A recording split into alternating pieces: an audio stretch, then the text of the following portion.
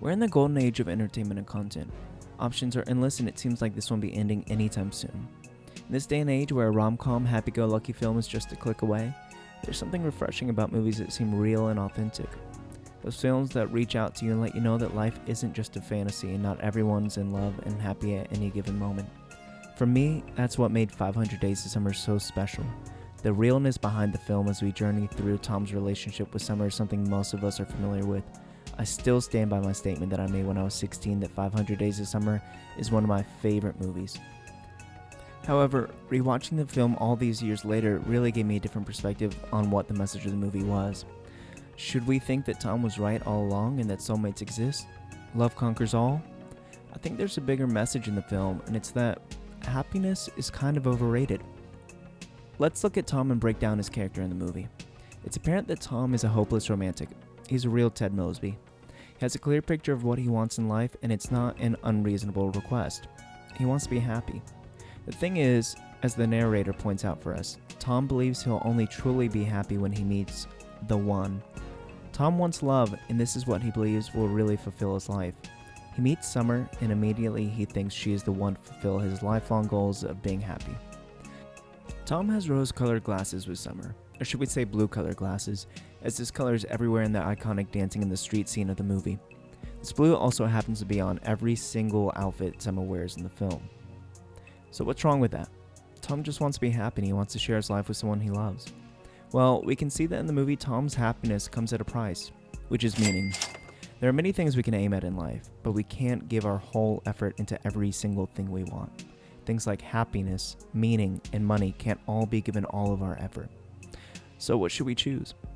Well, if you listen to philosophers Jordan Peterson or Slavoj Žižek, meaning is what we should be aiming at all times. According to Žižek, in his debate with Peterson, happiness shouldn't be our goal, it should be a byproduct of our goals. Tom has put all of his eggs in one basket, and that's the basket of love. Early in the film, our narrator tells us that Tom believed he would never truly be happy until he found the one, whatever that means. Summer clearly disagrees with this concept of the one and tells Tom that love is just a fairy tale. Tom's appalled and stands by his statement that love is real. Tom is determined to find love, and Summer becomes an object in Tom's eyes. She's the catalyst that he's been waiting for to give him what he feels will make his life complete. Now you may say, Tom wants happiness, love, and meaning. Well, we get a couple instances where we can see that the film portrays Tom as single-mindedly seeking happiness through love. One such instance is the confusing scene when Tom is in the movie theater by himself. Tom falls asleep during the film and we get a look into his unconscious. Tom becomes the protagonist in Swedish film The Seventh Seal. In the original film, a knight returns from the Crusades and encounters the personification of death. The knight challenges death to a game of chess and wagers that as long as he can continue the game, he'll survive. The knight wishes to perform one meaningful action, as he believes that his life has been pointless. Now let's compare this to Tom's dream of the film. Tom is our protagonist who challenges a cherub who looks to be a cupid. Tom eventually loses to this cupid, or how he personifies love. This scene is telling as instead of meaning that the knight was desperately striving for with his game of chess, we can assume Tom is playing against love personified in his loss, thus him losing at the game of love. Tom's drive for meaning has been replaced by his drive for love. The next scene that's indicative of Tom's loss of meaning seeking is his complacency in the workplace. Throughout the film, we see that Tom wanted to be an architect but settled for a greeting card writer. We have no reason to believe that Tom was a stellar employee until he's in the middle of his relationship with Summer. At this point, he's successful as a greeting card writer and appears to even be happy doing this job. His happiness and infatuation with Summer allows him to become complacent, and he's content with his job instead of striving to become an architect. The real turning point for Tom comes in his heavy state of depression, and strange enough, this is where Tom becomes his best. Tom had been living in a fantasy, one in which Summer was no longer a real person, but an idea that Tom had adopted at an early age. The idea of the one. Tom couldn't see what was really happening, only what he wanted to happen. This is exemplified best when we see Tom's expectations versus his reality. With the death of his fantasy, Tom really drops down to his lowest point. Paradoxically, this is where Tom needs to be to really shift his perspective. The death of his previous fantasy allows him to shift his perspective from happiness seeking to meaning seeking. And for Tom, we see this in the form of his pursuit of creative endeavors. Marie-Louise von Franz, psychoanalyst and student of Carl Jung, details how this lowest point is where we can find the well of creativity. In Alchemy, an introduction to the symbolism in the psychology, von Franz quotes an ancient philosopher alchemist saying, "The sphere of the fire is kept down by the lead." According to von Franz, in the knowledge of late antiquity, lead was the metal of the planet Saturn and had the same qualities. On the negative side, depression, and positively, creative depression. In a depression, the person is pressed down usually because a part of the psychological libido is below and has to be fetched up.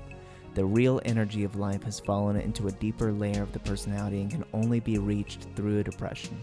Go deeper and deeper until you again reach the level of the psychological energy where some creative idea can come out, and suddenly at the bottom, an impulse of life and creativeness which has been overlooked may appear.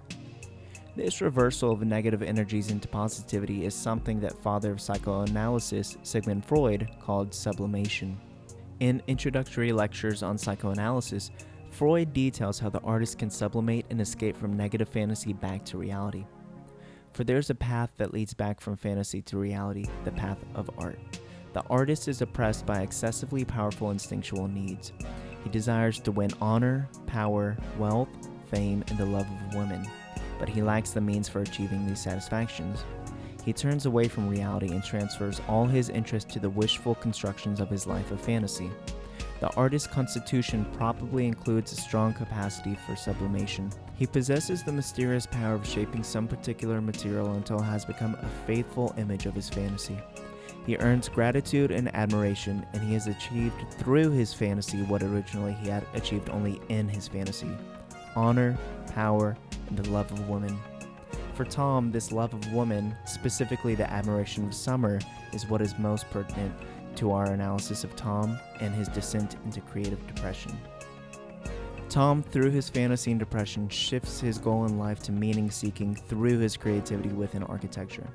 The shallow wish of a complacent, happy life with a fictitious idea of a woman is no longer his single-minded goal, and he can seek meaning, and in the process, hopefully he finds happiness along the way.